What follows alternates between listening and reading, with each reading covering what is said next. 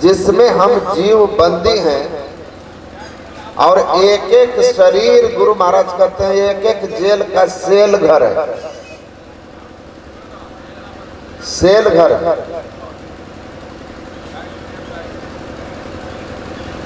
सब उसमें बंद हैं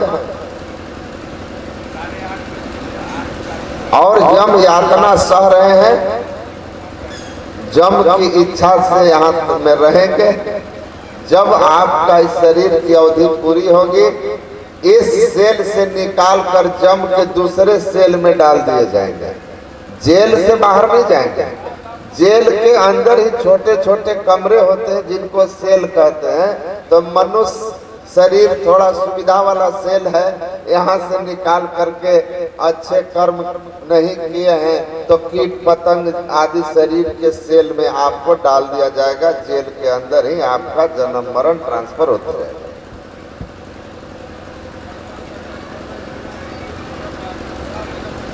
तो संसार में आप जेलर की तरह रहना है तो आत्मानुभूति करनी है, परमात्मा का दर्शन करना है, उनको प्राप्त करना होगा। और शरीर जब त्यागेंगे तो परमात्मा के शाश्वत धाम को ही उपलब्ध हो जाएंगे।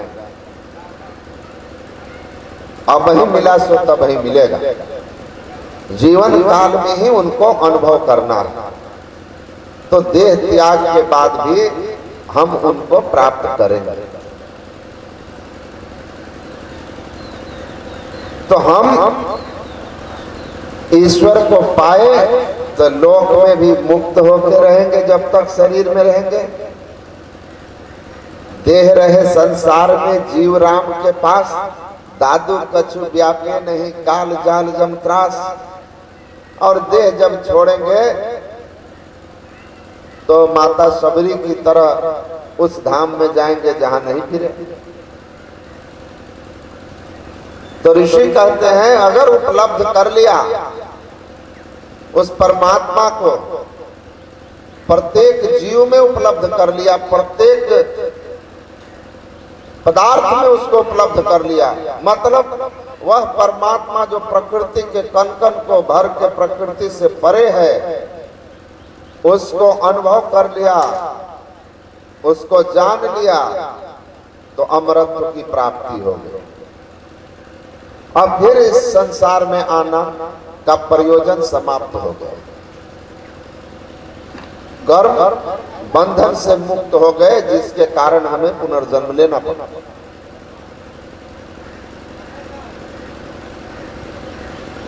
तो ईश्वर का ठीक ठीक हमको ज्ञान हो।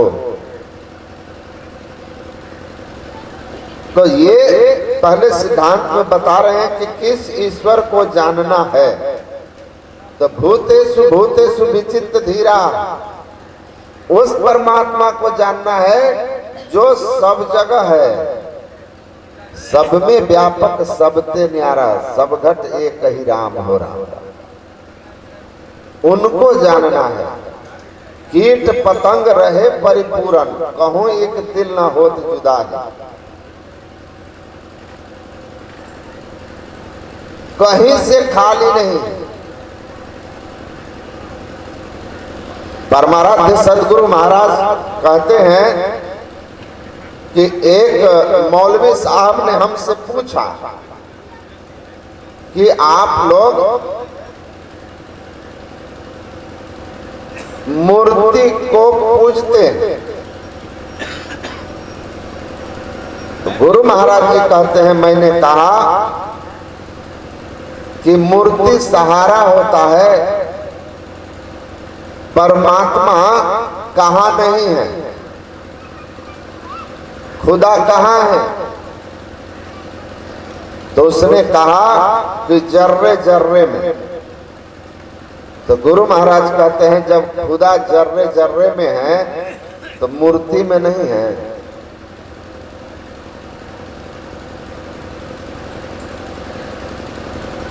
मूर्ति अमूर्ति में दोनों को समझते हैं।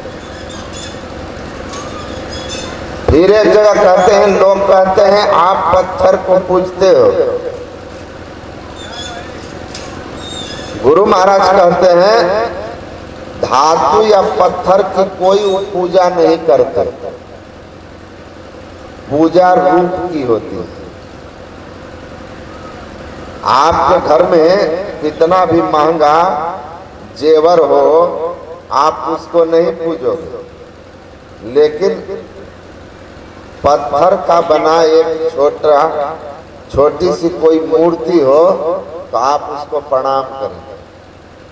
प्रणाम पत्थर को नहीं, प्रणाम रूप को होता है। पत्थर पड़ा है सामने, उसको कोई नहीं पूछता। उस पत्थर में जब कलाकार कोई रूप उकेर देता है, कोई रूप निकाल देता है, बना देता है, तब उसकी पूजा करते हैं, तब उसको हम प्रणाम करते हैं। तो रूप और स्वरूप दोनों का ज्ञान होना चाहिए। और ऋषि यही समझा रहे हैं, उपासना की विधि बता रहे हैं। किसके द्वारा परमात्मा जानने में आएगा? जिसके द्वारा परमात्मा जानने में आएगा, उस अवस्था तक जाने के लिए आपको क्या करना? यन चक्षुषा न गृह्यते, जो आंख से जानने में नहीं आता, ग्रहण करने में नहीं आता,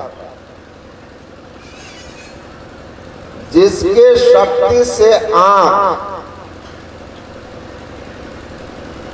देखती है,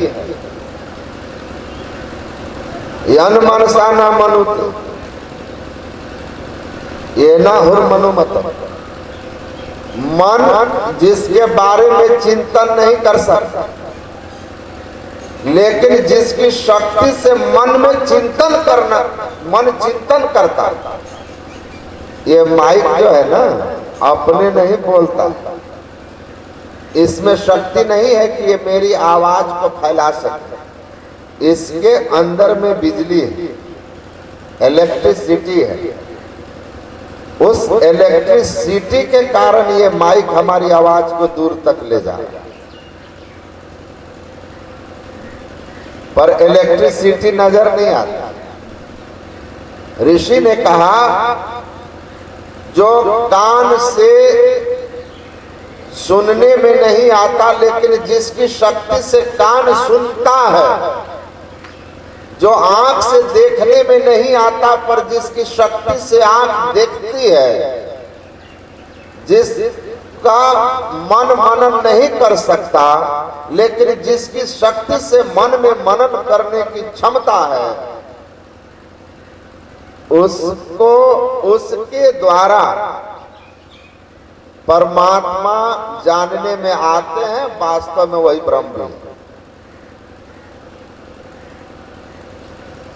कबीर साहब कहते हैं दृष्टि दृष्टि सो देखा, चाम चश्म से नजर न आवे, खोज रूह के नैना। रूह के नैन से खोजो, इस चाम चश्म से नजर नहीं आएगा। वो परमात्मा दृष्टि दृष्टि दृष्टि की दृष्टि है, और दृष्टि की दृष्टि चेतन आत्मा है। चेतन आत्मा निकल गया, कहानी आपकी फिनिश। ये आंख खुली रहेगी पर कुछ नहीं देख पाएगी, कान खुला है पर कुछ सुन नहीं पाएगा। इसका नमूना तो गुरु महाराज कहते थे, आप रोज देखते हैं कि सो जाते हैं, कान खुली रहती है लेकिन बगल का सुन नहीं पाते हैं, क्योंकि कान जिसकी शक्ति से सुन रहा था, वो शक्ति कान से सिमट गई है। तो परमात्मा किसके द्वारा जानने में आते हैं? ऋषि कहते हैं जो कान का कान है, जो नेत्र का नेत्र है, जो जिह्वा का जिह्वा है, और जो मन का मन है, उसको चेतन आत्मा कहते हैं। वही हम हैं, और हम ही परमात्मा को देखने में सक्षम हैं। हमारे द्वारा ही परमात्मा जानने में आते हैं। गुरु महाराज ने बहुत सिंपल सूत्र दिया, चेतन आत्मा जड़ का संग छोड़कर जो पहचानती है उसको ईश्वर दर्शन कहते हैं। आंख से जो देखते हैं उसको रूप कहते हैं, कान से जो सुनते हैं उसको शब्द कहते हैं, जिह्वा से जो जानने में आए उसको स्वाद कहते हैं, त्वचा से जो जानने में आए उसको स्पर्श कहते हैं, और नाक से जो जानने में आए उसको गंध कहते हैं। आपको सर्दी जुकाम हो जाए, सुगंधित फूल हो या मरा हुआ जानवर, आपको दोनों में कोई फर्क नहीं पड़ने वाला। सब्जी में नमक है या नहीं, आंख से देखकर कोई नहीं बता सकता, जीभिया से ही पता चलेगा कि नमक है कि नहीं। और जिसकी आंखें बंद है वो बता नहीं सकता कि हरा पीला नीला छू करके कि ये कपड़े का रंग हरा है कि पीला है कि नीला है, बता दे? नहीं बता सकता। तो हमारी प्रत्येक ज्ञान इंद्रियों के एक एक विषय हैं जो ग्रहण करती है, जिसका हमें ज्ञान होता है। चेतन आत्मा का, हम चेतन आत्मा का विषय परमात्मा है, हमारे द्वारा परमात्मा जानने में आता है। हमें वैस तेन लभ्यस्त शेष आत्मा विब्रूनते तनुस्वाम। जिस आत्मा को साधक वर्ण करता है उसी आत्मा से परमात्मा जानने में आते हैं। नचिकेता को जमराज ने कहा था, परमात्मा को जानना है तो तुम जो शरीर में धारण किए हुए चेतन आत्मा को, उस चेतन आत्मा से उस परमात्मा को जान सकते हो। इसके अतिरिक्त और परमात्मा वस्तुतः जानने में नहीं आते हैं, स्वरूपतः जानने में नहीं आते हैं, तत्वतः जानने में नहीं आते हैं। जानना है तो चेतन आत्मा को उपलब्ध हो। आत्मानम विद्धि, महावीर स्वामी कहे, मुक्ति पाना चाहते हो तो आत्मा को जानो। और भगवान शिव ने कहा, शिव पुराण में है, पद्म पुराण के काशी खंड में,